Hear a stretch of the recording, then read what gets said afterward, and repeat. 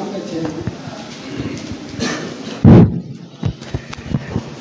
అధ్యాయం 13వ వచనం నుండి 18వ వచనం వరకు చదువుకుందాం. 4:13 నుండి 18 వరకు. సహోదరులారా, నిరీక్షణ లేని ఇతరుల వరే మీరు దుఃఖపడకుండా నిమిత్తము నిద్రించున్న వారిని గూర్చి మీకు తెలియకుండా మాకిష్టం లేదు. యేసు మృతి పొంది తిరిగి లేచినని మనము నమ్మిన ఎడల అదే ప్రకారము యేసునందు నిద్రించిన వారిని దేవుడు ఆయనతో కూడా వెంటబెట్టుకుని వచ్చును. మేము ప్రభువు మాటను బట్టి మీతో చెప్పినదేమనగా, ప్రభువు రాకడ వరకు సజీవులమై నిలిచియుండు మనము నిద్రించిన వారి కంటే ముందుగా ఆయన సన్నిధి చేరము. ఆర్భాటముతోనూ ప్రధాన దూత శబ్దముతోనూ దేవుని బోరుతోనూ పరలోకము నుండి ప్రభు దిగి వచ్చును. క్రీస్తునందుండి మృతులైన వారు మొదట లేతురు.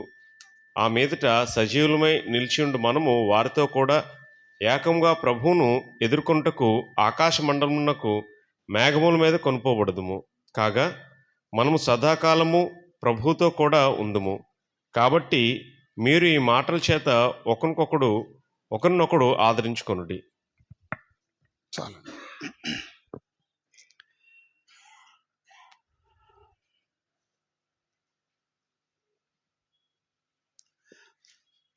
ప్రభువునందు నిద్రించిన వారిని గురించి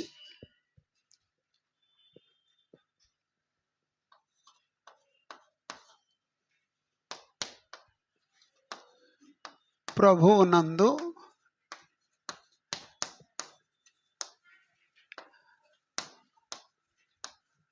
నిద్రించిన వారిని గూర్చి.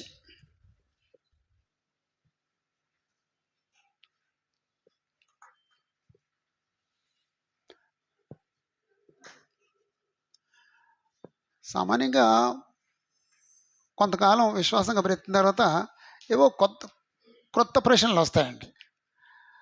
వాళ్ళకి ఒక ప్రశ్న వచ్చింది, వివాహం చేసుకోవచ్చా అనే ప్రశ్న వచ్చింది. అంటే అప్పుడు రాశారన్నమాట అండి, ఆయన వాళ్ళకి పౌలుకి రాశారండి. ఇప్పుడు మీరు రాసిన వాటి విషయము అని చెప్పేసి అని అన్నాడండి. కాబట్టి వాళ్ళకో ప్రశ్న వచ్చిందనమాట అండి. ఇంకో ప్రాబ్లం వచ్చింది. ఇంకో ప్రాబ్లం ఏంటంటే, మనం యేసుప్రభు నమ్ముకున్నాం, చనిపోతున్నాం ఏంటి, చనిపోయిన తర్వాత ఏమవుతాం, ఆ ప్రశ్న వచ్చిందండి. అప్పుడు వాళ్ళకి ఈ సమాధానం చెప్తున్నాడండి. సహోదరులారా, నిరీక్షణ లేని ఇతరుల వలె మీరు దుఃఖపడకుండా నిమిత్తము నిద్రించున్న వారిని గురించి మీకు తెలియకుండా మాకు ఇష్టం లేదు. ఓకే, నిరీక్షణ లేని వాళ్ళు ఉన్నారు, నిరీక్షణ కలిగిన వాళ్ళు ఉన్నారు. నిరీక్షణ లేని వాళ్ళు ఏమో ఎవరైనా చనిపోతే వాళ్ళు పిచ్చోళ్ళు అయిపోతారండి. అంటే వాళ్ళకి కావాల్సిన వాళ్ళు చనిపోతే వీళ్ళు పిచ్చోళ్ళు అయిపోతారండి. అంటే వాళ్ళు నిరీక్షణ లేని వాళ్ళు అండి. క్రైస్తవుడు పిచ్చోడు అవ్వడం కారణం ఏంటండి, నిరీక్షణ కలిగి ఉన్నాడు. అతనికి తెలుసండి ఈ చనిపోయిన ఈ వ్యక్తి ఎక్కడికి వెళతాడో తెలుసండి. అంటే పిచ్చోడు అవ్వాల్సిన అవసరం లేదండి. ఒకవేళ క్రైస్తవుడు కూడా పిచ్చోడు ఏంటంటే అతనికి అర్థం కాలేదనమాట అండి. అతనికి అర్థం కాలేదండి. ఇప్పుడు మరణం అంటే మనల్ని ఎంతమంది భయపడుతున్నాం, లేకపోతే భయం లేని ఎంతమంది ఉన్నారండి. అదిగో ఒక్క చేయి లేచిందండి, అదిగోండి.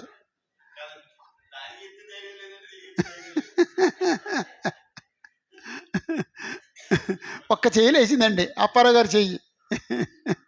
వైవి అప్పారావు గారు చేయొద్దండి, నాకు మరణం అంటే భయం లేదని. యేసుప్రభు ఎందుకు వచ్చారండి ఈ లోకానికి? చాలా కారణాలు ఉన్నాయి. ఒక కారణం ఏంటంటే మరణ భయం చేత దాస్యమునకు లోబడిన వారిని విడిపించడానికి వచ్చాడటండి. అటు ఇప్పుడు మనందరిలో ఆయన ఒక్కడే విడిపించాడండి యేసుప్రభు.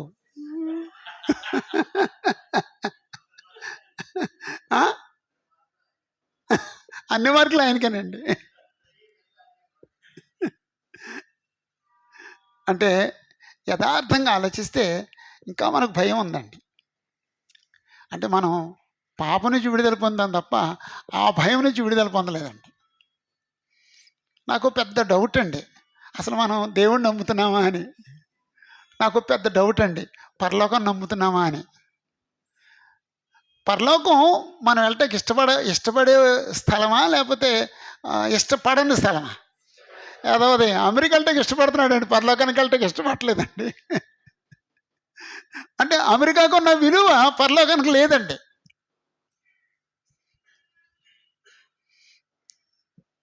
అంటే పరలోకాన్ని అర్థం చేసుకోగలిగితే, పరలోకాన్ని చూడగలిగితే అప్పుడు ఏమైనా కాస్త వెళ్ళటానికి ఇష్టపడతామండి. నిన్న నిన్న ఆంటీ గారు నేను అదే మాట్లాడుకున్నాం. అసలు ఏంటి మనం ఎందుకు బతకాలి, మనకి ఇంకా భూమి మీద ఉండాలని ఆశ కలుగుతుంది, ఏంటి ఏంటి ఈ ఆశ ఏంటి, అసలు మనం పరలోకం నమ్ముతున్నాం అన్నాను. అప్పుడప్పుడు ఓపెన్గా మాట్లాడుకున్నామండి ఈ మధ్య, ఇంతకుముందు మాట్లాడుకునే వాళ్ళం కాము. ఇంకేం కావాలి మనకి, ఇంకా ఇంకా మనం స్పష్టంగా చూడలేదండి పరలోకాన్ని. స్పష్టంగా చూసిన పౌలు ఏమన్నాడండి, నేను వెడలిపోయి ప్రభువుతో కూడా ఉండాలని నాకు ఆశగా ఉందన్నాడండి. ఆయనకు అర్థమైంది కాబట్టి. ఇప్పుడు మనల్ని ఎంతమంది ఉంటాం మాట, ఇంకా మనం పరలోకాన్ని చూడలేదన్నమాట అండి. కాబట్టి ఈ పేర ఏమైనా ఆ విషయంలో మనకు సహాయం చేయొచ్చండి. ఓకే, ఇప్పుడు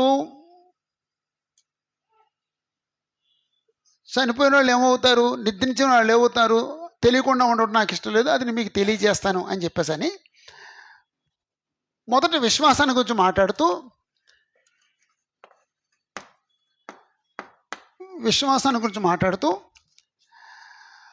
యేసు మృతి పొంది తిరిగి లేచినని నమ్మిన ఎడల అదే ప్రకారము యేసునందు నిద్రించిన వారిని దేవుడు ఆయనతో కూడా వెంట పెట్టుకొచ్చును. అంటే యేసు మృతి పొంది తిరిగి లేచాడు అన్నాడు. యేసు ప్రభు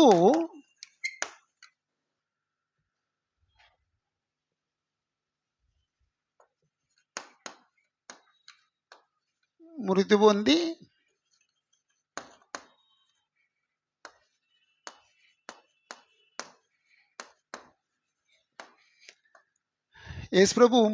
తిరిగి లేచాను. ఇది ఆధారం అండి, బేస్ అండి ఇది. అది నమ్మితే మనం కూడా తిరిగి లేస్తాం. కాబట్టి నువ్వు ఎవరి గురించి దుఃఖపడుతున్నావు? చనిపోయిన వాళ్ళ గురించి దుఃఖపడుతున్నావు. యేసు ప్రభు మృతి పొంది తిరిగి లేచాడని నువ్వు నమ్మితే నువ్వు ఎవరి గురించి అయితే దుఃఖపడుతున్నావో వాళ్ళు కూడా తిరిగి లేస్తారు. అది సొల్యూషన్ అండి. 15వ వచనంలో మేము ప్రభు మాటలను బట్టి మేము మీతో చెప్పినది ఏమనగా, ప్రభు రాకడ వరకు సజీవులో నిల్చుండు మనము నిద్రించిన వారి కంటే ముందుగా ఆయన సన్నిధిని చేరము.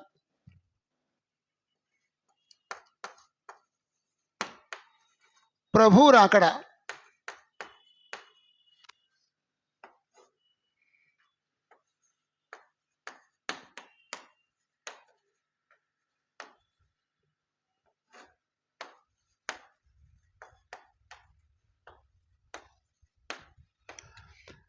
ప్రభు రాకడకు ముందు నిద్రించిన వారు, ఇంకా చనిపోయిన వాళ్ళిద్దరిలో ఎవరు ముందు లేస్తారన్నాడండి. ఎవరు ప్రభువుని ఎదుర్కొంటారండి? నిద్రించిన వారు మొదట ప్రభువుని ఎదుర్కొంటారు.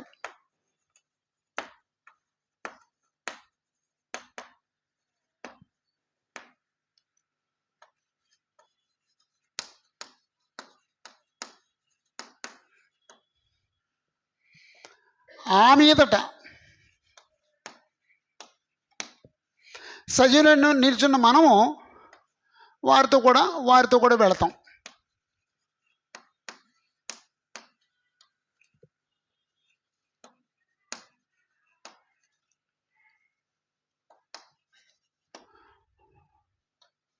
ముందేమో నిద్రించిన వారు మొదట లేస్తారు, ఆ తర్వాత సజీవులు ఉన్నవారు ఆ మీదట వారితో కూడా వెళతాం.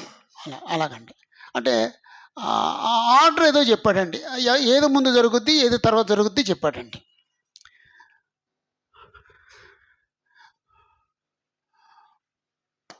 ప్రభు రాకను గూర్చి అక్కడ వాడిన పదాలు ఏమిటంటే ఆర్భాటంతో వస్తాడండి. ఆర్భాటముతోనూ యేసు ప్రభు ఆర్భాటముతోనూ ప్రధాన దూత శబ్దముతోనూ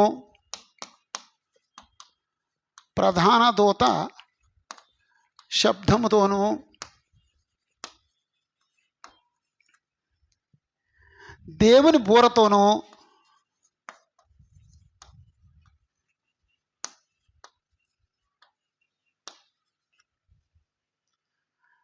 పరలోకము నుండి ప్రభు దిగు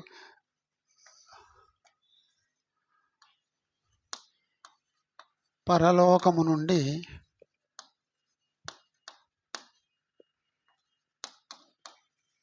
ప్రభువు దిగివచ్చును.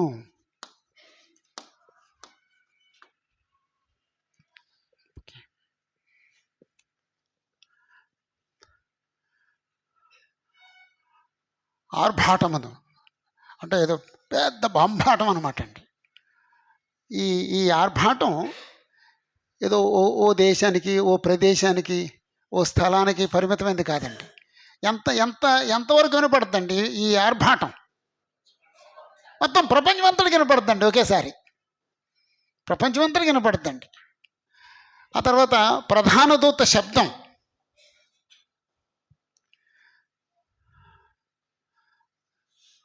దూతలు చాలా రకాలు. ఓ ప్రధాన దూత గురించి మాట్లాడుతున్నాడు. ఆ ప్రధాన దూత శబ్దం చేస్తాడు.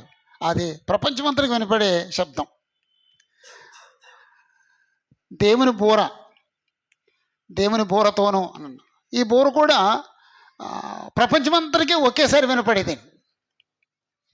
ఏదో ఓ మూలన జరిగేది కాదు, ఓ దేశానికి పరిమితమైంది కాదు, అంతటికి తెలిసింది. యేసుప్రభు వచ్చేసేటట్టు కాదు, అందరికీ తెలిసిపోద్ది. ఇంకొకటి మనకు చెప్పక్కర్లేదు. యేసుప్రభు వచ్చేసేటట్ట అని చెప్పక్కర్లేదు. యేసుప్రభు వచ్చేసేటట్టు ఇతను తెలియలేదు, ఇతను తెలుసండి. అలాంటి సిస్టమ్ ఉండదు. అందరికీ ఒకేసారి తెలుస్తుంది. దేవుని బూరతోనూ పరలోకం నుండి ప్రభు దిగి వస్తాడు అన్నాడండి. క్రీస్తునందుండి మృతులైన వారు మొదట లేస్తారు. అప్పుడు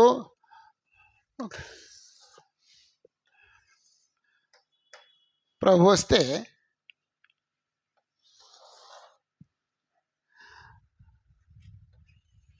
సమాధిలో ఉన్నవాళ్ళు మొదట లేస్తారండి.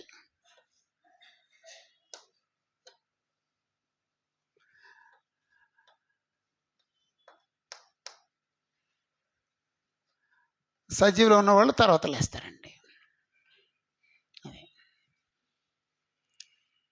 ఓకే. ముందు ఈ వ్యక్తి చనిపోయాడు. ఆత్మ ఇక్కడ ఉంది, లేదా మధ్య ఆకాశంలో ఉంది. కొన్ని ఆత్మలు పరలోకంలో ఉన్నాయి, కొన్ని ఆత్మలు మధ్య ఆకాశంలో ఉన్నాయి. యేసుప్రభు రెండోసారి వచ్చినప్పుడు ఆత్మలు తీసుకొస్తాడు. ఈ ఆత్మ ఈ సమాధి దగ్గరికి వచ్చి ఈ సమాధిలో ఉన్న డెడ్ బాడీని లేపుతుంది. అప్పుడు సమాధులు తెరవబడతాయి అన్నాడండి. సమాధులు తెరవబడతాయి. అప్పుడు సమాధుల్లో ఉన్నవాళ్ళు లేచి ప్రభుని ఎదుర్కొంటాకి, అంటే మహిమ శరీరాన్ని ధరించి వెళ్తాయి. ఇక్కడ ఆత్మలు ఉన్నాయి, శరీరం ఉందండి. అప్పుడు ఇక్కడికి వచ్చి లేచినప్పుడు మహిమ శరీరం వస్తుంది అనమాట అండి. ఇక్కడ భౌతిక శరీరం ఉంది. ఈ భౌతిక శరీరం యేసుప్రభు రెండోసారి వచ్చినప్పుడు ఈ శబ్దాలు జరిగినప్పుడు సజీవుడిగా ఉన్న ఈ వ్యక్తి మహిమ శరీరాన్ని ధరించి ప్రభుని ఎదుర్కొంటే మధ్యాకాశానికి వెళ్తాడండి. ఇక్కడ అందరం కలుసుకుంటామండి. ప్రపంచంలో అధిక భాగం యేసు ప్రభు ఈ భూమి మీదకి వస్తాడనే బోధ ఉంది, లేకపోతే నమ్ముతారు. ఆ బోధ లేదు, నమ్ముతారు.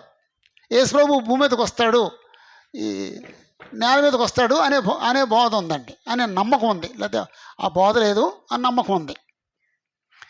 యేసు ప్రభు భూమి మీదకి వస్తాడండి, రాడండి. యేసుప్రభుని ఎదుర్కొంటానికి మనుషులు వెళతారు తప్ప, మొదట మృతులు తర్వాత సజీవులు వెళతారు తప్ప యేసుప్రభు మీదకి రాడండి. ఒకవేళ ఒక మాట చెప్పాలంటే యేసుప్రభు ఒకసారి వచ్చారు, కానీ మనుషులు నమ్మలేదండి. ఆయన తిరస్కరించారండి, ఆయన అవమానపరిచారు. మరలా ఆయన రావాల్సిన అవసరం లేదండి. అప్పుడు ఎందుకు వచ్చాడండి? చనిపోవడానికి వచ్చాడండి. ఇప్పుడు ఇప్పుడు ఇప్పుడు భూమి మీద కావాల్సిన అవసరం ఏంటి? ఇక్కడ భూమి మీద ఆయనకి పని లేదండి. భూమి మీద పని లేదండి ఆయనకి. ఇక మనకు అక్కడ పని ఉంది కాబట్టి మనం అక్కడికి వెళ్ళటమే. బైబిల్ నమ్మడానికి సంబంధించి దేవుని యొక్క రాజ్యాన్ని నమ్మకపోవటం వల్ల నమ్మని వాళ్ళకి బైబిల్ అర్థం కాలేదండి. దేవుని యొక్క రాజ్యాన్ని నమ్మకపోవటం వల్ల చాలా కీడు జరిగిందండి. ఈ 1000 ఏళ్ల పరిపాలన అనే ఆ బోధ దేంట్లో వచ్చిందండి? దేవుని రాజ్యాన్ని నమ్మకపోవటం వల్ల వచ్చిందండి. అంచేత దేవుని యొక్క రాజ్యాన్ని, దేవుని యొక్క సంకల్పాన్ని నమ్మితే బైబిల్ అర్థమవుద్దండి. ఆ రెండు నమ్మకపోతే బైబిల్ అర్థం కాదండి. ఆ నమ్మనుడి వల్ల ఈ బోధలన్నీ వచ్చినాయి. కాబట్టి యేసుప్రభు పరలోకం నుంచి దిగొస్తాడు. మొదట మృతులైన వారు మొదట లేస్తారు. ఈ ఆత్మ మహిమ శరీరాన్ని ధరించి ప్రభువుని ఎదుర్కొండకి వెళుతుంది. ఈ శరీరం మార్పు చెందుద్ది. ఇప్పుడు యేసుప్రభు వస్తే, ఇప్పుడు నేను మట్టి శరీరంతో ఉన్నాను, ఒకేసారి ఈ శరీరం మారిపోద్ది.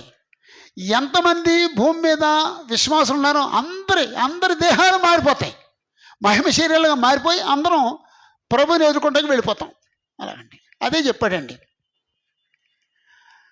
పరలోకం నుండి ప్రభు దిగొచ్చును, క్రీస్తునందుండి మృతులైన వారు మొదట లేతురు. ఆ మీదట సజీవులను నిల్చుండు మనము వారితో కూడా ఏకముగా ప్రభువును ఎదుర్కొంటకు ఆకాశ మండలం మనకు మేఘముల మీద కొనుక్కోబడదుము. అప్పుడు అన్నాడండి, మనం సదాకాలం అక్కడ ఉంటాం, ప్రభుతో కూడా ఉంటాం. సదాకాలం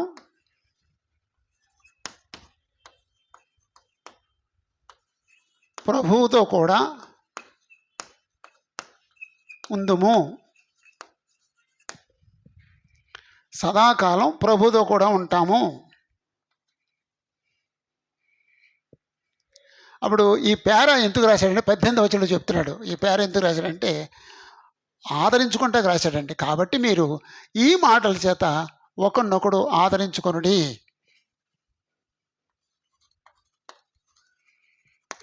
ఈ మాటల చేత ఒకరినొకడు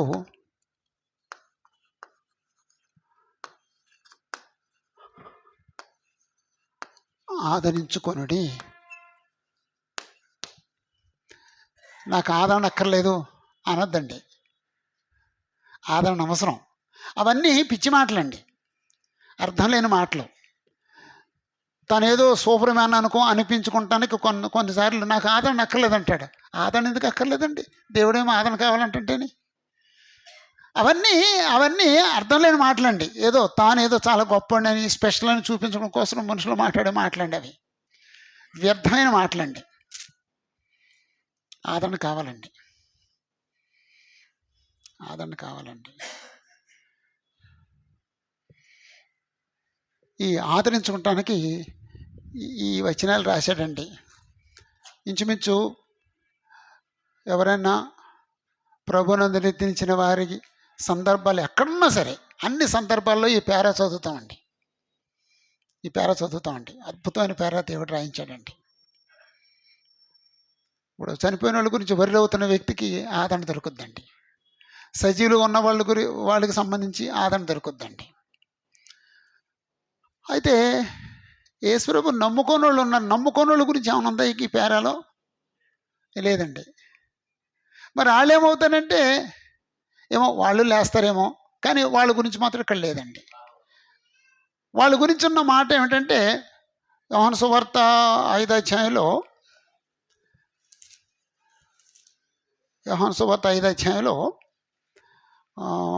28-29 వచనాల్లో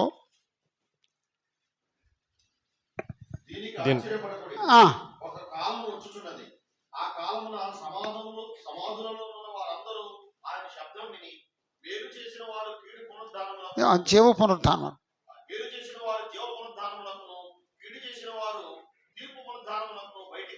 చాలండి. అంటే అందరూ వస్తారు అని ఉందండి, కానీ వాళ్ళ గురించి మాత్రం ఇక్కడ లేదండి. తర్వాత మహిమ శరీరానికి సంబంధించి క్రీస్తునందు ఉన్న వారికి మహిమ శరీరం ఉంటుందని చెప్పాను అన్నాడండి, కానీ క్రీస్తులు లేని వాళ్ళు మహిమ శరీరం పొందుతారు అని లేదండి. అలాగండి. అంటే వాళ్ళ గురించి ఆదరణకరమైన మాటలు ఏమి లేవండి. అందుకే బ్రతుకున్నప్పుడే ప్రభువుని తెలుసుకోవాలండి. బ్రతుకున్నప్పుడే ప్రభువుని తెలుసుకోవాలండి. ఆ తర్వాత తెలుసుకునే అవకాశం ఉండదండి. కొంతమంది అనుకుంటారు చనిపోయిన తర్వాత మనకు అక్కడ సువార్త ఉందంటారండి. అసలు చనిపోయిన తర్వాత సువార్త ఉంటే ఇప్పుడు బైబిల్ అక్కర్లేదండి, అసలు ఈ బోధకలు అక్కర్లేదండి, అసలు సంఘం అక్కర్లేదండి. చచ్చిపోయిన తర్వాత ఎవడన్నా అంటాడండి, ఎవడన్నా నమ్ముతాడండి. అక్కడ నమ్మని వాళ్ళు ఉంటారా? కొంతమంది అయితే ఓ మాట చెప్పారండి, మా దేవదాసాయి గారు అక్కడ చెప్తున్నారు అంటారండి. విన్నారండి ఎవరైనా మాట?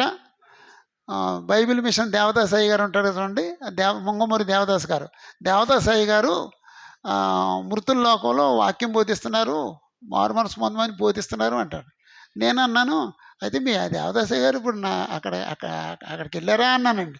ఇక ఆడు ముఖం మాడిపోయిందండి. ఆడు ముఖం మాడిపోయి మళ్ళీ మాట్లాడలేదండి. అబద్ధం అండి. అలా ఒక వ్యక్తి చెప్పినట్టు దాని అర్థం ఏంటంటే, ఇక్కడ ఉన్నవాళ్ళు మారు మనసు పొందొద్దు అంటున్నాడు అనమాట అండి. ఇక్కడ ఉన్నవారిని మారు మనసు పొందొద్దు అంటున్నాడండి. ఇంకొక ఛాన్స్ లేదండి. ఈ ఊపిరి ఉన్నప్పుడే ఛాన్స్ ఉందండి. ఈ ఊపిరి వెళ్ళిపోయిన తర్వాత ఛాన్స్ లేదండి. అంచేత నేడు అనబడి సమయం ఉండగానే అన్నాడండి.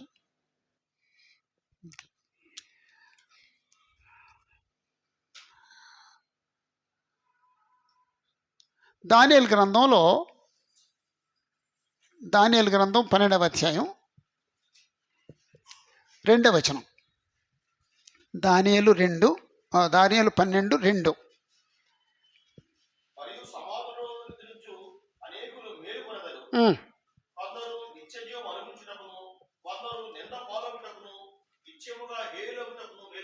చాలండి. సమాధుల్లో నిద్రించిన అనేకులు మేలుకుంటారు అన్నాడండి. కొందరేమో నిత్యజీవం అనుభవించడానికి, కొందరేమో నింద పాలవటానికి.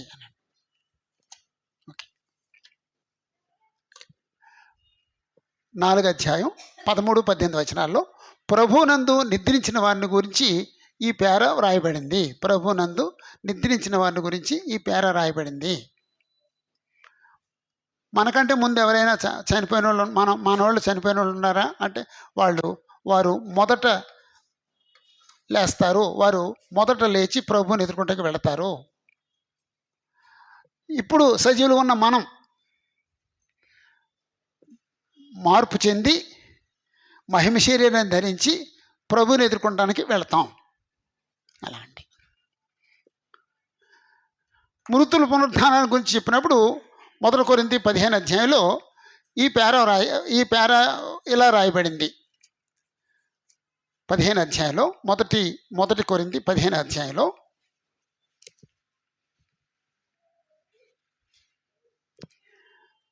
51వ వచనం నుండి లేకపోతే 50వ వచనం నుండి,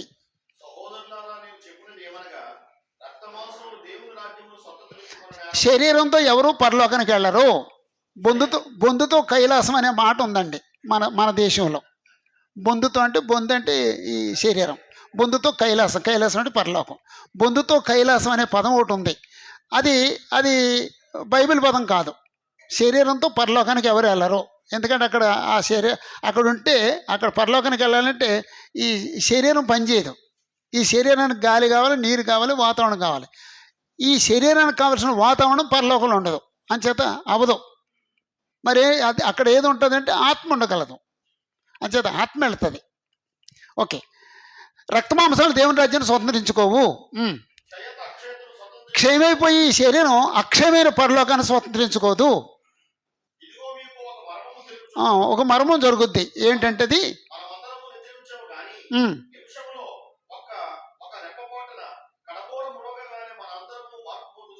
అక్కడ సజీవులై ఉన్న వారి గురించి మాట్లాడాడండి. సజీవులుగా ఉన్న వాళ్ళ గురించి మాట్లాడుతూ మీకు ఒక మర్మం చెప్తున్నాను, మనమందరము నిద్రించము అంటే చనిపోయిన వాళ్ళ గురించి. ఒక నిమిషంలో, ఒక రెప్పపాటున, కడబూరం రోగనే మనమందరం మారు పొందుతాము. బూరం రోగును, బూరం రోగుద్ది. మృతులు అంటే చనిపోయిన వాళ్ళు, మనకంటే ముందు చనిపోయిన వాళ్ళు అక్షరాలుగా లేపబడతారు, మనం మారు పొందుతాం. అక్కడ ఆ వచనంలో కూడా ఇద్దరు గురించి చెప్పాడండి. చనిపోయిన వాళ్ళ గురించి చెప్పాడు, సజీవులుగా ఉన్న వాళ్ళ గురించి చెప్పాడు. అది అది గమనిస్తే ఓకే, గమనించకపోతే ఇప్పుడు గమనించండి. మృతులైన వారు మొదట లేతురు ఎవరి గురించి సంబంధించిందండి? అప్పుడు మృతులు అక్షరాలుగా లేపబడతారు ఎవరు సంబంధించిందండి? చనిపోయిన వాళ్ళ గురించి. మనము మార్పు పొందుతాము అది ఎవరికి సంబంధించిందండి? సజీవులుగా ఉన్న వాళ్ళ గురించి చెప్పాడు అన్నమాట. అలాగా రైట్, ఓకే అమ్మ, ఇది చెరిపేయచ్చు అమ్మా, ఈ భాగం చెరిపేయచ్చు. 5వ అధ్యాయం 1వ వచనం నుండి 11వ వచనం వరకు. 5వ అధ్యాయం 1 అంతవరకు. 5వ అధ్యాయం 1-11.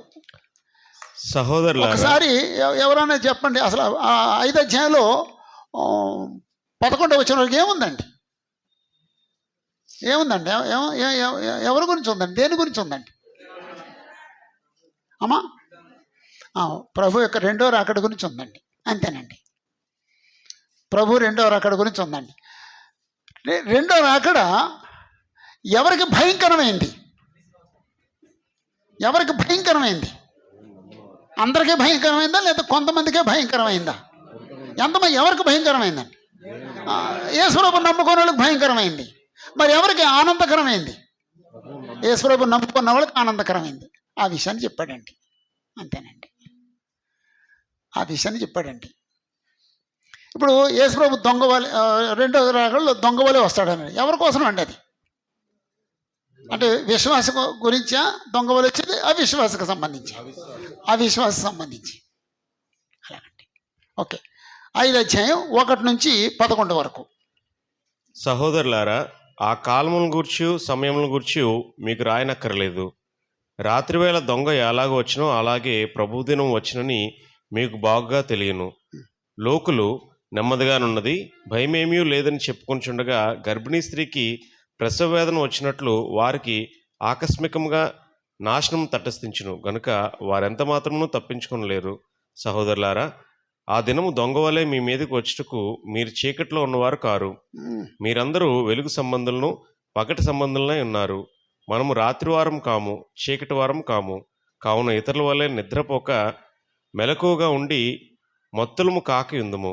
నిద్రపోవారు రాత్రివేళ నిద్రపోదురు, మత్తుగా ఉండువారు రాత్రివేళ మత్తుగా ఉందురు. మనం పగటివారమై ఉన్నాము గనుక మత్తులమై ఉండక విశ్వాస ప్రేమలను కవచమును రక్షణ నిరీక్షణను శిరస్త్రానమును ధరించుకుందుము. ఎందుకనగా మన ప్రభువైన యేసుక్రీస్తు ద్వారా రక్షణ పొందుటకే దేవుడు మనల్ని నియమించను గాని ఉగ్రత పాలొకటకు నియమింపలేదు. మనం మేలుకొని ఉన్నను నిద్రపోచున్నను తనతో కూడా జీవించి నిమిత్తము ఆయన మన కొరకు మృతి పొందెను. కాబట్టి మీరిప్పుడు చేయుచున్నట్టుగానే ఒకరికొకడు ఆదరించి ఒకరినొకడు క్షేమాభివృద్ధి కలుగు చేయడి. చాలండి. మొదటి శతాబ్దంలో యేసుప్రభు రెండో రాకడ గురించి చాలా డౌట్ ఉండేదటండి. ఆ కాలంలో యేసుప్రభు రెండోసారి వస్తారని చెప్పేసి అని కొంతమంది అయితే పాస్తులు అమ్మేసుకుని ఒంటరిగా ప్రత్యేకంగా జీవించారటండి. యేసుప్రభు వచ్చేస్తాడు ఇంకెందుకు అని చెప్పి, అంటే వెంటనే వచ్చేస్తాడని అనుకుని. అయితే ఇదిగో త్వరగా వస్తున్నాననే మాట ఉంది. ఆ పదం ఇప్పటికీ అలాగే ఉందండి, ఇంకా రాలేదండి ఆయన. త్వరగా వస్తున్నాను అనే మాట అలాగే ఉందండి. మరి ఎలాగా దాన్ని జస్టిఫై చేయగలం? త్వరగా వచ్చేస్తున్నాను అనేది ఒక దినం 1000 సంవత్సరాలలాగా, 1000 సంవత్సరాలు ఒక దినంలాగా అనేదాన్ని సరిపోద్ది అనమాట అండి. అంచేత ఇంకా ఒక దినం అవ్వలేదనమాట అండి ఆయనకి. 1000 సంవత్సరాలైనా ఇంకా ఒక దినం అవ్వలేదన్నమాట అండి. అందుచేత త్వరగా వచ్చేస్తున్నాననే మాట ఆయనకి ఆ మాట రైటే. ఓకే.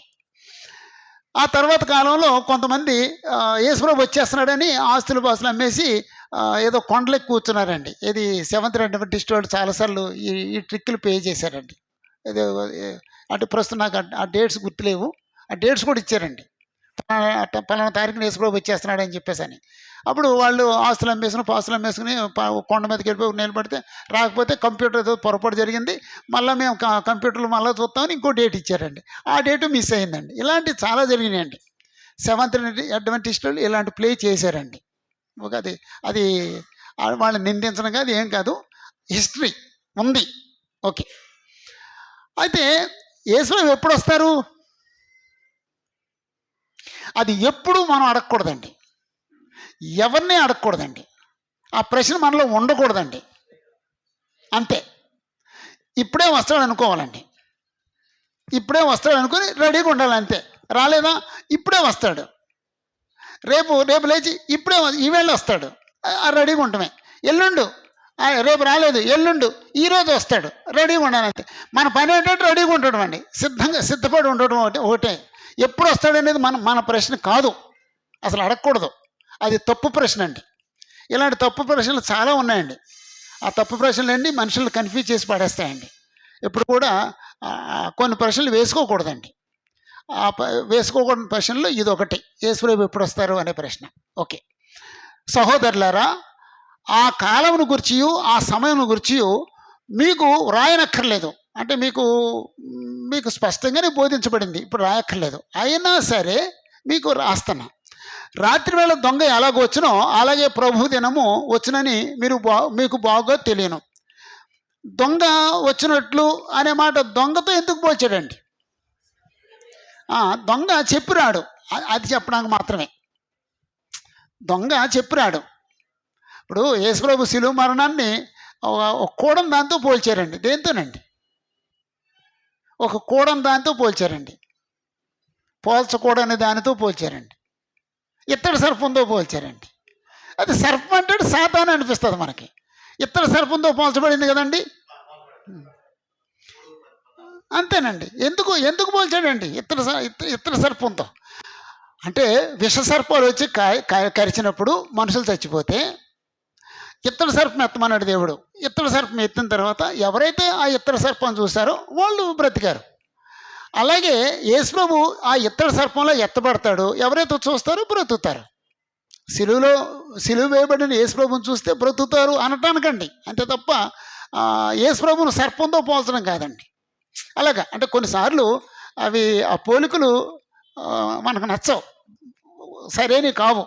అయినా సరే దొంగ వల్లే వస్తాడు. ఎందుకన్నాడంటే చెప్పకుండా వస్తాడు. దొంగ చెప్పొస్తాడా ఏమో? మోడర్న్ దొంగలు ఏమైనా చెప్పొస్తారేమో.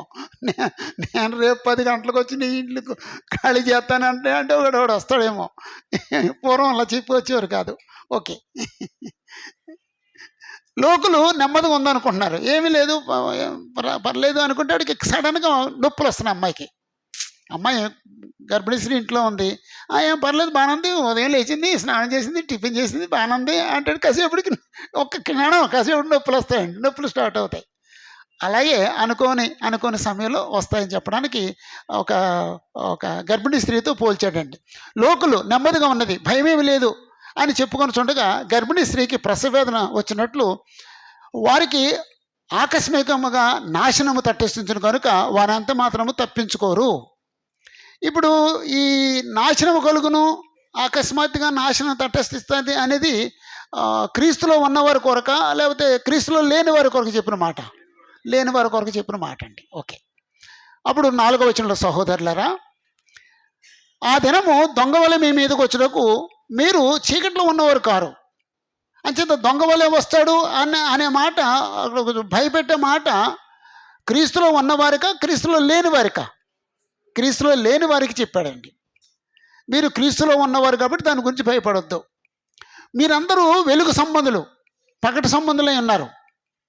మనము రాత్రి వారం కాము, చీకటి వారం కాము. కావున ఇతరుల వల్లే నిద్రపోక మెలకుగా ఉండి మత్తులము కాక ఇందము.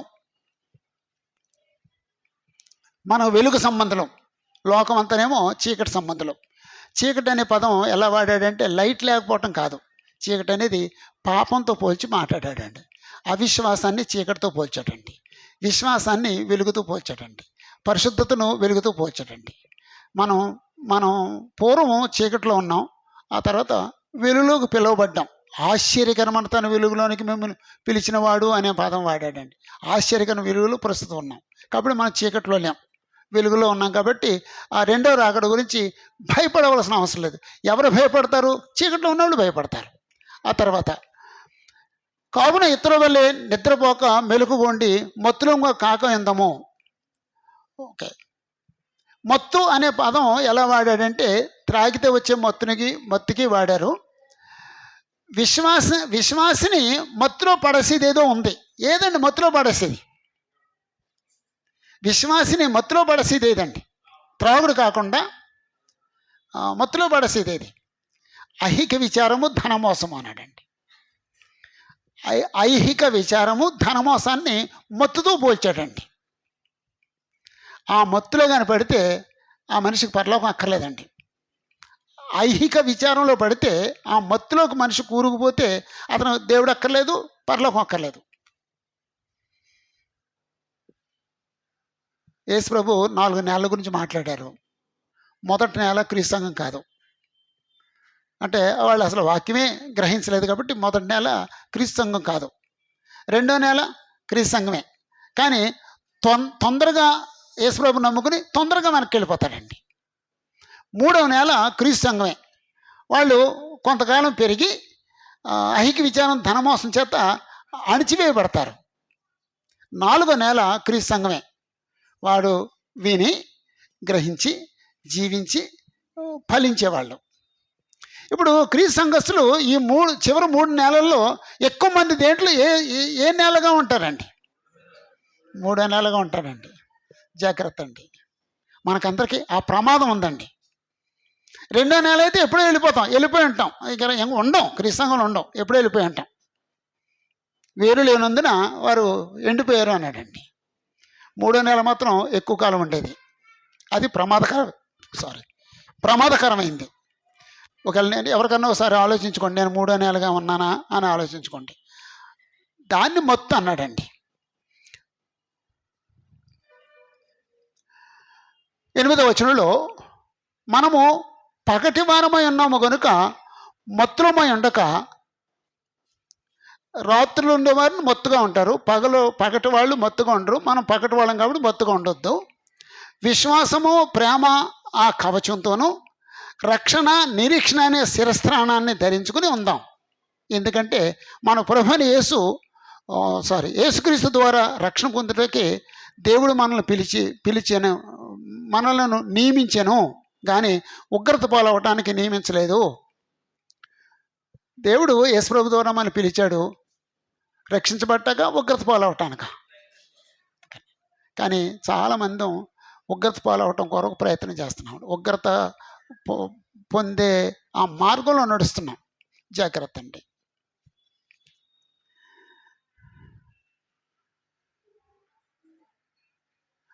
మనము 10వ వచనంలో మనం మేలుకొని ఉన్నను నిద్రపోవచ్చున్నాను, తనతో కూడా జీవించు నిమిత్తము ఆయన మన కొరకు మృతి పొందెను.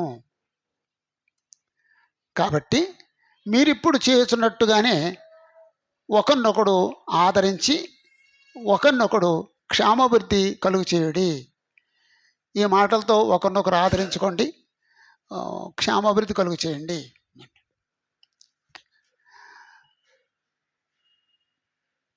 మనం దేవుడి గురించి బోధిస్తాం, యేసుప్రభు గురించి బోధిస్తాం, కానీ ఒక అంశాన్ని గురించి బోధించాలండి. యేసుప్రభు రెండో రాకడ ఒకటి ఉంది అని బోధించాలండి. ఒక అంశాన్ని బోధించాలండి. తీర్పు ఉంది, అంచె తీర్పు ఉంది, జాగ్రత్త అని బోధించాలండి. ఆ అంచె తీర్పు మనల్ని సెటిల్ చేద్దండి. ఇక్కడికి వెళ్ళటం అనేది సెటిల్ చేస్తుంది. జాగ్రత్త.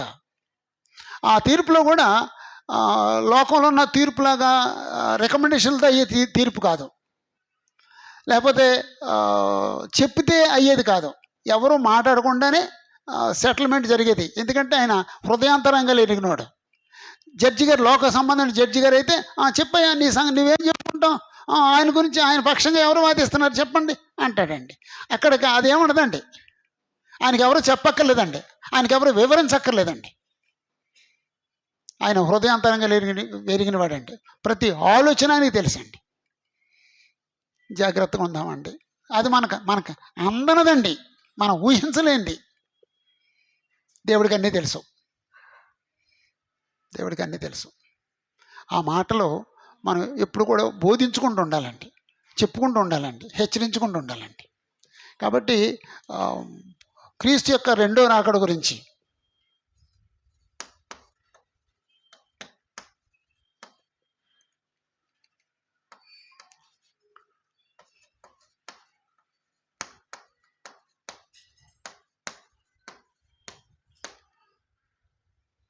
ప్రభు రాకడ గురించి మొదటి 11 వచనాల్లో ఉందండి. 5:12 నుండి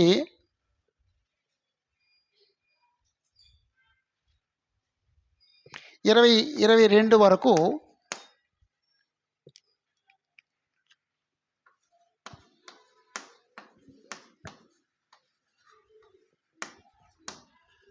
క్రైస్తవ జీవితము, లేకపోతే క్రైస్తవుడు ఎలా జీవించాలి, ఎన్ని ఎన్ని ఎన్ని పాయింట్లు ఉన్నాయండి? 13 అండి, 13 అండి,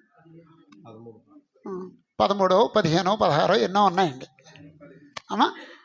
15 ఉన్నాయి. ఓకే. 12వ వచనంలో అంటే ఒక్కొక్క వచనం చదువుదాం, మనకు టైము 15 నిమిషాలు ఉంది. ఒక్కొక్క వచనం చూద్దాం. ఓకే. 12.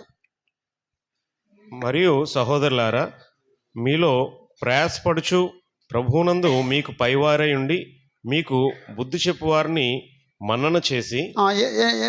ఎన్నోదండి ఇది? 1. క్రైస్తవ జీవితంలో ఏముండాలండి?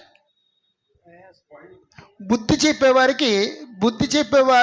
వారిని మన్నించాలండి, మన్నన చేయాలి, గౌరవించాలి. బుద్ధి చెప్పేవారిని గౌరవించాలి.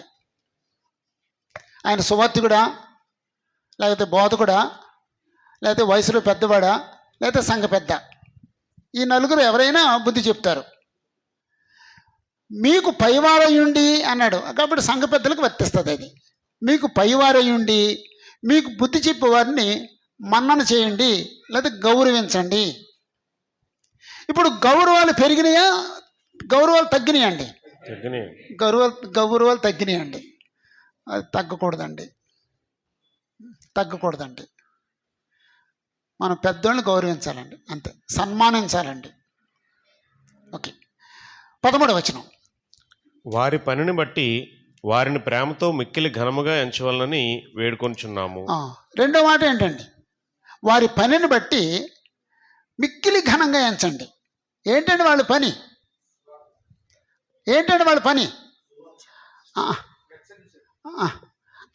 ఆత్మలు కాపాడటం అండి. సంఘ పెద్ద పని ఏమిటండి? ఆత్మను కాపాడటం, కాయటం. అంచేత వాళ్ళని మిక్కిలి ఘనంగా ఎంచండి. వారిని ప్రేమతో మిక్కిలి ఘనంగా ఎంచండి అని వేడుకుంటున్నాను అన్నది. అది రెండోదండి, మిక్కిలి ఘనంగా ఎంచండి. 13వ వచనంలో ఆఖరమాట. మరియు ఒకరితోనొకడు సమాధానంగా ఉండు. ఇది 3. ఒకరితో ఒకడు సమాధానంగా ఉండండి. ఎక్కడో బైబిల్లో శక్యమైతే చేతనైతే మట్టుకు సమస్త మనుతో సమాధానంగా ఉండండి అన్నాడండి. రోమా 12:18. సమస్త మనుషులతో అంటే క్రీస్తులో ఉన్న వాళ్ళతోనూ లేని వాళ్ళతో కూడా అందరితో సమాధానంగా ఉండవు. అంటే శక్యమైతేనే పదం వాడాడండి.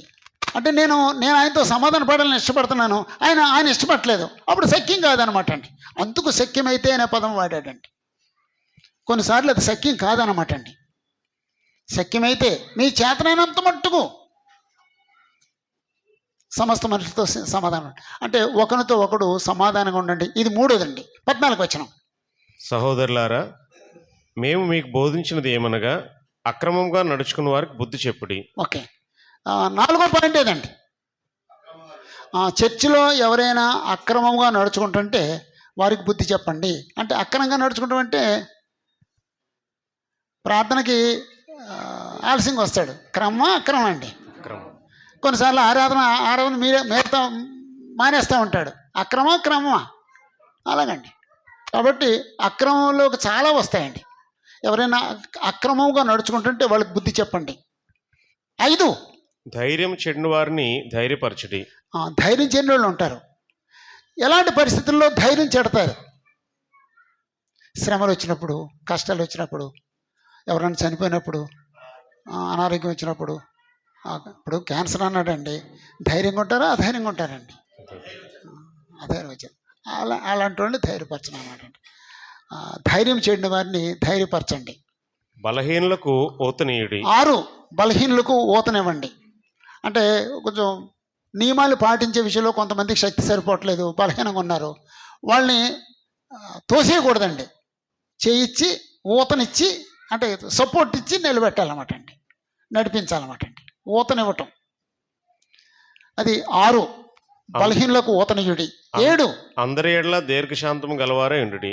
దీర్ఘశాంతం కలిగి ఉండండి అనేది 7.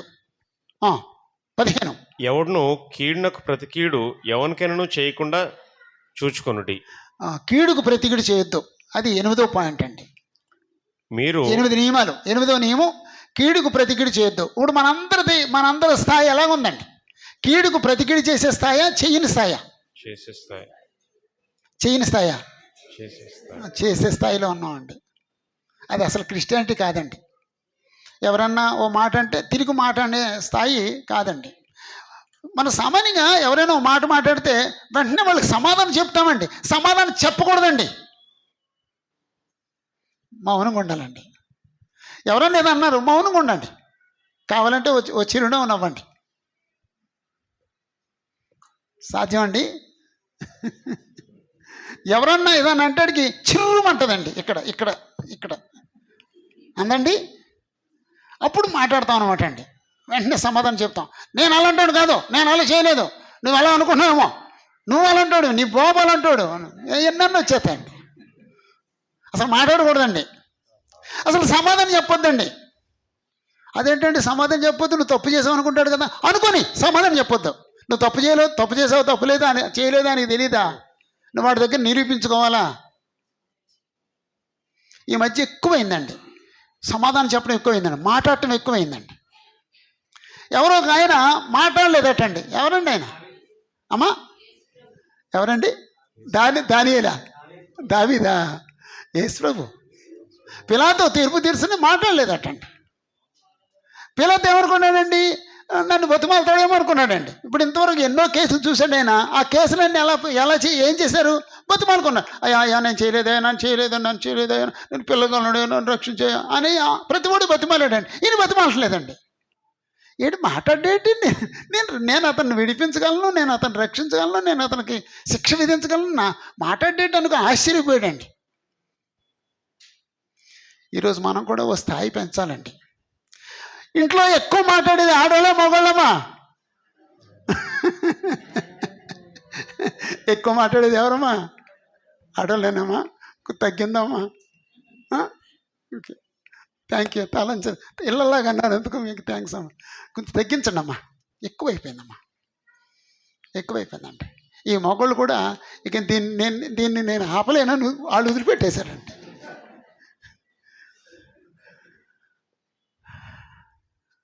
ఆడవాళ్ళు వదిలిపెట్టేశారండి, ఎక్కువైపోయిందండి. అసలు మాట్లాడొద్దండి. ఎవడో ఓ పెద్ద అయినట్ట తెలుగు తండ్రి, అమ్మమ్మ నాన్న మా ఆయనకి నాకు దెబ్బలు పడుతున్నాయంటే నేను అరికిస్తానమ్మా అండి, అరికిస్తానన్నాడండి. నోట్లు వేసుకొని ఉండాలన్నమాట, ఉయ్యకూడదు. అతను తెలుగు తండ్రి అండి. Okay okay. మీరు కీడుకు ప్రతి కీడు ఎవరికి చేయొద్దు, అసలు మాట్లాడొద్దు. 9, మీరు ఒకని ఎడల ఒకడును మనుషులందరి ఎడలను ఎల్లప్పుడూ మేలైన దాన్ని అనుసరించి నడుచుకొనుడి. అందరికీ మేలు చేయండి. 9వ పాయింట్, అందరికీ మేలు చేయండి.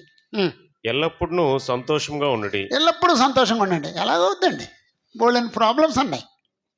కాబట్టి ఏ ప్రాబ్లం వచ్చినా సరే ఆ ప్రాబ్లం వెనక ఆ దేవుని ప్రేమను చూడగలిగితే సంతోషం కలుగుద్దండి. నాయనా నువ్వు ఇలాంటి ట్రీట్మెంట్ ఇస్తున్నావా నాకు అనాలన్నమాట అండి.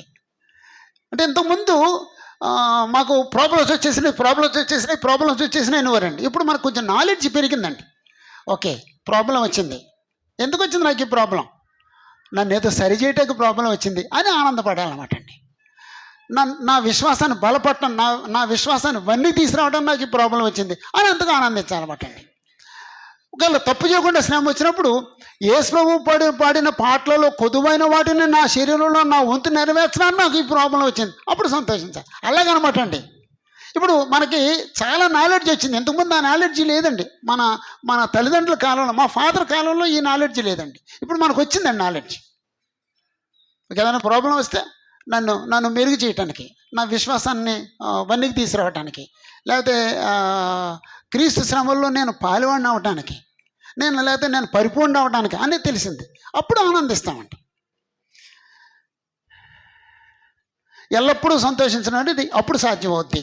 11 ఎడతెగక ప్రార్థన చేయడి. ఎప్పుడు ప్రార్థన చేయటం అండి. మీలో ఎంతమందికి ఈ అలవాటు ఉందండి? ఎడతెగక ప్రార్థన చేసే అలవాటు ఎంతమందికి ఉందండి? 1 2 3 4 5 6 7 8 9 ఇంకా లేవాలమ్మా. అంచేత వంట పని కొంచెం తగ్గిస్తే ఎక్కువ ప్రార్థన చేసుకోవచ్చండి. మార్తమ్మో పనులు పెట్టుకుందటండి, వాక్యం వెంట కూడా లేదండి ఆవిడకి. మీరేమో పనులు ఎక్కువ పెట్టేసుకుని ప్రార్థన చేసుకుంటూ కూడా సమయం లేకుండా చేసుకుంటున్నారండి. కొంచెం ప్రార్థనకు సమయం కేటాయించండి. కొంచెం కొంచెం కొంచెం కాళ్ళు తిరిగితే కొంచెం మోకాళ్ళు ఉనండి. సాధ్యమైతే ఓ ప్రేయర్ గది పెట్టుకోండి. ఇప్పుడేం ప్రేయర్ గది పెట్టుకోలేమంటే ఓ ప్లేస్ కేటాయించుకోండి. అక్కడ ఓ తలగడ పెట్టుకోండి, అక్కడ మోకాళ్ళు ఉండేటట్టు పెట్టుకోండి, అక్కడ బైబిల్ పెట్టుకోండి. ఏదన్నా ఒక పేర ఒక అధ్యాయం చదవండి. అప్పుడు కాస్త అలా ధ్యానంలో ఉండండి. అలాగండి. కొంచెం ఎక్కువసేపు ప్రార్థన చేయండి. ఎడతెగక ప్రార్థన చేయడి 11 పాయింట్ అండి. ఇది 12 ప్రతి విషయమందును కృతజ్ఞతాస్తుతులు చెల్లించి. ఇది ప్రార్థన సంబంధించిందే, కానీ దేవునికి ప్రతి విషయంలోనూ కృతజ్ఞత చెల్లించండి. మీలో కారు ఎక్కి ప్రార్థన చేసుకోవాలి ఎంతమంది ఉన్నారండి? దేవుని స్తోత్రం. చేరిన తర్వాత అంటే మీరు గమ్యం చేరిన తర్వాత ప్రార్థన చేసుకోవాలి ఎంతమంది ఉన్నారండి? ఓకే, అంటే చర్చికి వెళ్ళేటప్పుడే బయలుదేరేటప్పుడు ప్రార్థన చేసుకుని ఆ చర్చి బిల్డింగ్కి వెళ్ళిన తర్వాత ప్రార్థన చేసుకుని థ్యాంక్స్ చెప్పి అప్పుడు దిగాలన్నమాట అండి. అలాగండి. అంత ప్రతి విషయంలోనూ భోజనం థ్యాంక్స్, కాఫీ తాగేటప్పుడు థ్యాంక్స్, టిఫిన్ చేసేటప్పుడు థ్యాంక్స్, అలాగే ఏ పని జరిగినా సరే దేవుడికి థ్యాంక్స్ చెప్పడం. అంచేత కృతజ్ఞతాస్తులు చెల్లించండి. కృతజ్ఞతాస్తులు చెల్లించాలని దేవుడు కోరుకుంటున్నాడా? అక్కర్లేదు అంటున్నాడండి. దేవుడు కోరుకుంటున్నాడండి. అది ఆయనకి ఇష్టమటండి. కృతజ్ఞత చెల్లించకపోతే మనం కృతజ్ఞులం అవుతామండి. అది చెడ్డ మాట అండి. కృతజ్ఞులం అవుతాం. 13వ 18వ వచనం. ఇలాగ చేయట యేసుక్రీస్తునందు మీ విషయంలో దేవుని చిత్తము. అంటే కృతజ్ఞత చెల్లించడం దేవుని చిత్తం. ఆత్మను ఆర్పకుడి. 13 ఆత్మను ఆర్పకుడి అంటే అంటే ఇక్కడ పరిశుద్ధాత్మ ఉన్నాడు మనలో. ఎప్పుడు ఆరిపేయగలం? పాపంలో కొనసాగితే ఆరిపేయగలం. పాపం చేసిన ఆరిపోయాం. పాపం చేసి వెంటనే మారు మనసు పొందితే ఆరిపోయాం. కానీ పాపంలో కొనసాగితే మాత్రం ఆరిపేస్తాం. జాగ్రత్త అండి. ఆత్మ సంబంధించిన జీవితాన్ని కూడా మనం ఆరిపేసే ప్రమాదం ఉంది. పాపంలో కొనసాగితే ఆత్మ సంబంధించిన జీవితాన్ని ఆరిపేస్తాం. అంటే క్రొవ్వు వెలిగించి ఇలా నొక్కితే ఆరిపోతుంది చూడండి, అలాగే ఆరిపేస్తాను ఒకటండి. 14 ప్రవచించుటను నిర్లక్ష్యం చేయకుడి. ప్రవచన వరం ఉన్న కాలంలో ప్రవచించడాన్ని నిర్లక్ష్యం చేయకండి ఉంది. ఇప్పుడు ప్రవచన వరం ఉందండి. 9 వారాల్లో ఒక వరం ప్రవచన వరం ఉందా? ఇప్పుడు లేదండి. మరి ఇప్పుడు దేనికి సరిపోద్దండి ఇది? అమ్మా, దేవుని యొక్క వాక్యాన్ని చెప్పడాన్ని నిర్లక్ష్యం చేయొద్దు. దేవుని యొక్క వాక్యం చెప్పడాన్ని నిర్లక్ష్యం చేయొద్దు. 14 ప్రవచించడం నిర్లక్ష్యం చేయకండి. 15 సమస్తమును పరీక్షించి మేలైన దాన్ని చేపట్టుడి. ఏది పడితే ఇదే అనుసరించవద్దు. సమస్తాన్ని పరీక్షించండి. ఏది రైటో దాన్ని పాటించండి. మనం అన్నీ పరీక్షిస్తాం. బట్టలు కొనడానికి పరీక్షిస్తాం, బియ్యం కొన్నప్పుడు పరీక్షిస్తాం, కాయగూరలు పరీక్షిస్తాం, స్కూలు పరీక్షిస్తాం, కాలేజీ పరీక్షిస్తాం, డిపార్ట్మెంట్లు పరీక్షిస్తాం, అన్నీ పరీక్షిస్తాం. కానీ ఒకటి మాత్రం పరీక్షించాం, వాక్యాన్ని పరీక్షించాం, సంఘాన్ని పరీక్షించాం, ఏ సంఘం రైటు అనేది పరీక్షించాం. కానీ సమస్తాన్ని పరీక్షించి మంచిని, రైట్ని, మేలైన దాన్ని చేపట్టండి అని. అప్పుడు 16, ప్రతి విధమైన కీడునకు దూరంగా ఉండుడి. చెడుకు దూరంగా ఉండవు, కీడుకు దూరంగా ఉండవు. ఇప్పుడు ఎన్ని వచ్చినాయండి? మరి 13 ఎలాగ వచ్చినాయండి? 11 ఎలాగ వచ్చినాయి? 10 ఎలాగ వచ్చినాయి? 15 ఎలాగ వచ్చినాయి? 16 పాయింట్లు అండి, 16 నియమాలు చెప్పాడండి. ప్రతి విధమైన కీడుకు దూరంగా ఉండండి అని చెప్పేసి అంటే చెడుకు దూరంగా ఉండండి. ఇప్పుడు ఎవరిద్దరు మీ డిపార్ట్మెంట్లో ఎవరిద్దరు దెబ్బలాడుకుంటున్నారు, బ్రదర్ మీ డిపార్ట్మెంట్లో ఎవరిద్దరు దెబ్బలాడుకుంటున్నారు, ఏం చేయాలండి? నెమ్మదిగా అక్కడి నుంచి లేచి వెళ్ళిపోవాలంతేనండి. బ్రదర్ ఆనంద్ గారు వెళ్ళారు, వస్తాను అది మిమ్మల్ని ఇన్వాల్వ్ చేయడం ట్రై చేస్తాడండి, మిమ్మల్ని రేపొద్దున సాక్ష్యం పెట్టుకుంటాడండి, వస్తాను అంతేనండి. చెడుకు దూరంగా ఉండండి, ప్రతి విధమైన కీడునకు దూరంగా ఉండండి. అంటే 16 పాయింట్లు వచ్చినాయి. మీరు బైబిల్లోని నెంబర్లు వేసుకున్నారు. 23 నుంచి 28 వరకు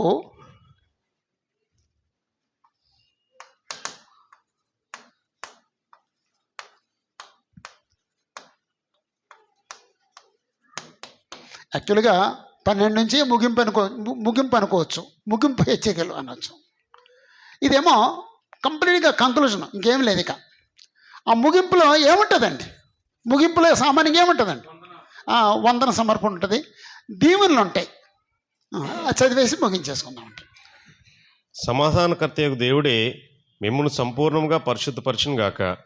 మీ ఆత్మయు జీవమును శరీరమును మన ప్రభు అయిన యేసుక్రీస్తు రాకడి యందు నిందారహితముగాను సంపూర్ణముగాను ఉండునట్లు కాపాడబడును గాక. మిమ్మల్ని పిలిచేవాడు నమ్మకమైన వాడు గనుక అలాగ చేయును. సహోదరులారా, మా కొరకు ప్రార్థన చేయడి. పవిత్రమైన ముద్దు పెట్టుకొని సహోదరులందరికీ వందనములు చేయడి. సహోదరులందరికీ ఈ పత్రిక చదివి వినిపింపాలని ప్రభువు పేర మీకు ఆనబెట్టుచున్నాను. మన ప్రభు అయిన యేసుక్రీస్తు కృప మీకు తోడై ఉండును గాక. చాలండి. అన్ని చోట్లనేమో శరీరము ఆత్మ అని మాత్రమే వాడతాడు. ఇక్కడ ఆత్మ, జీవము, శరీరం అన్నాడు. ఇప్పుడు ఎవరికైనా ప్రాబ్లం ఉందండి ఆ మాటలో? ఇప్పుడు ఆత్మ, జీవము, శరీరము అన్నాడండి. ఈ జీవము శరీరానికి సంబంధించిందా, ఆత్మ సంబంధించిందా? అంతేనండి. అదో పెద్దది వేడు పొరపక్క ఒకటేసి ఉన్నాడు చాలామంది. జీవం అనేది శరీరానికి సంబంధించిందా, ఆత్మకు సంబంధించిందా? అంతేనండి. ఈ రెండు ఒకటే, అది ఒకటి, అంతేనండి. కానీ సహోదరులారా, మా కొరకు ప్రార్థన చేయండి. ఇంచుమించు పత్రికలన్నింటిలో కూడా పౌలు మా కోసం ప్రార్థన చేయండి అని అడుగుతాడండి. ఆయన ఆరోగ్యం కొరక, సువార్త సేవ కొరక? మా సువార్త సేవలో ఆటంకం లేకుండా ఉండటానికి మా కొరకు ప్రార్థన చేయండి. అది చాలా పెద్ద మాట అండి, చాలా గొప్ప మాట అండి, మంచి మాట అండి. మనం కూడా బ్రదరు మా కోసం ప్రార్థన చేయండి అనొచ్చండి. అయితే వేళకోళంగా మాత్రం అనకండి, ఏదో అలవాటుగా పదం అలవాటు చేసుకోకండి. నేను కొంతమందితో చెప్తాను, సార్ మా కోసం ప్రార్థన చేయండి, ఇప్పుడు ఈవేళ ప్రారంభిస్తాను నేను అంటానండి. అంటే నా ఉద్దేశం, నేను ఎప్పుడు నుంచి వాళ్ళ గురించి చేస్తుంటే నన్ను ఇప్పుడు మళ్ళీ కొత్తగా చెప్తాడండి ఒక ఆయన, మా కోసం ప్రార్థన చేయమంటాడండి. ఈవేళ ప్రారంభిస్తాను నేను అంటానండి. నేను ఎప్పుడు చేస్తున్నానండి. ఓకే, అంటే అదొక మంచి సాంప్రదాయం అండి. రైట్. అసలు ఇవన్నీ చూసిన తర్వాత అసలు వీళ్ళకి ఎందుకు రాశాడండి ఈ ఉత్తరాన్ని? ఎందుకు రాశాడండి? అంతకంతకు అభివృద్ధి చెందమని చెప్పడానికి.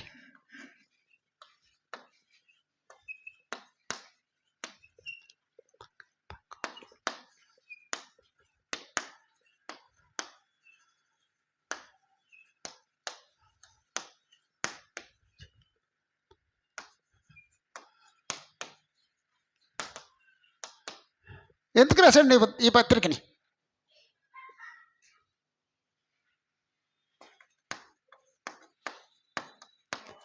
క్రీస్తునందు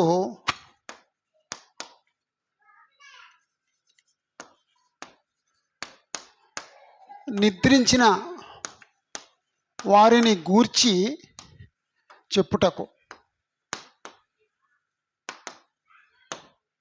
ఎందుకు రాశాడు ఈ పత్రికని? ఇది నిరీక్షణ సంబంధించింది. క్రీస్తు రెండవ రాకడ గురించి చెప్పడానికి.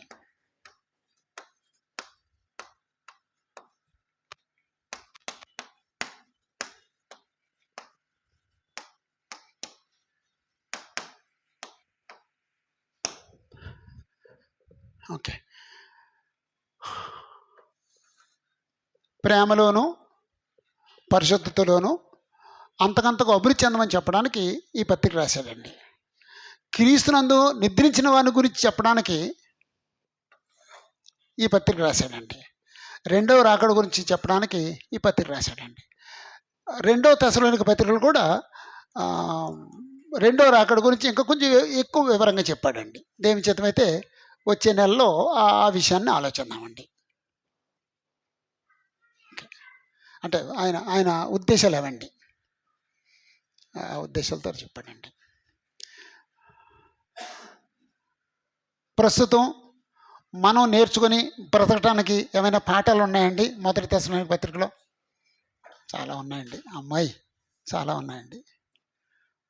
అసలు మొదటి అధ్యాయం చదివినప్పుడే అసలు అయిపోయిందండి. నేను మొదటి అధ్యాయాన్ని మా ఏలూరులో చెప్పానండి. సంఘానికి ఉండవలసిన లక్షణాలని హెడ్డింగ్ పెట్టి మొదటి అధ్యాయం చెప్పానండి. మామూలుగా లేదండి ఆ మొదటి అధ్యాయం. రెండో అధ్యాయం మామూలుగా లేదండి. ఒక సువార్తుడు ఎలాగ ఉండాలి, ఆయన ఆయన ఆయన ఆయన సువార్త ఎలాగ ఉండాలో చెప్పాడండి. ఓకే, ఆ తర్వాత పరిశుద్ధత గురించి, ప్రేమను గురించి, ప్రభునందు మృతులైన వారిని గురించి, రెండో రాకడ గురించి ఆ విషయాలన్నీ వివరించబడ్డాయి. ఓకే, అందరికీ వందనాలండి.